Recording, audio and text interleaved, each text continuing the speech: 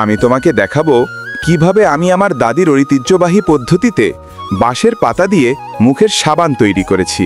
প্রথমে আমি আমার দাদুর খামারে যাই, এক মুঠো তাজা বাঁশের পাতা তুলে বাড়িতে নিয়ে আসি এবং প্রতিটি পাতা পরিষ্কার জল দিয়ে ভালো করে ধুয়ে ফেলি, যাতে বাকি ময়লা দূর হয়। তারপর আমি প্রাকৃতিক ঝর্ণার জল যোগ করি এবং কম আঁচে রান্না করি। ইতিমধ্যে আমি বাঁশের কাঠকয়লা আনি, আমাদের ঐতিহ্যবাহী মর্টার এবং মস্তকে গুঁড়ো করি।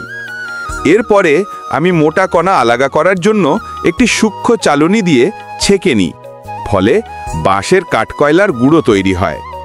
তারপর আমি রান্না করা পাতাগুলি তাপ থেকে সরিয়ে বাঁশের চালনি দিয়ে ছেঁকে নিই।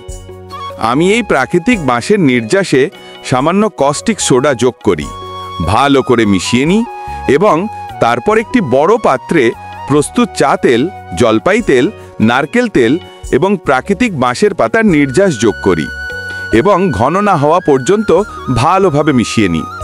তারপর একটি সুন্দর সাবান তৈরি করতে আমি অন্য একটি পাত্রে সাবানের পেস্টের অর্ধেক বের করি, তাতে বাঁশের কাঠকয়লার গুঁড়ো যোগ করি এবং ভালোভাবে মিশিয়ে একটি সাবানের ছাঁচে রেখে রাতারাতি সেট করার জন্য রেখে দিই। এই কাজের জন্য অনেক পরিশ্রমের প্রয়োজন। তুমি যদি তোমার মাকে ভালোবাসো তাহলে ভিডিওটি অবশ্যই লাইক করো, চ্যানেলটি সাবস্ক্রাইব করো এবং একটি সুন্দর মন্তব্য করো। এখানে আমাদের 100% প্রাকৃতিক ফেসওয়াশ সাবান প্রস্তুত।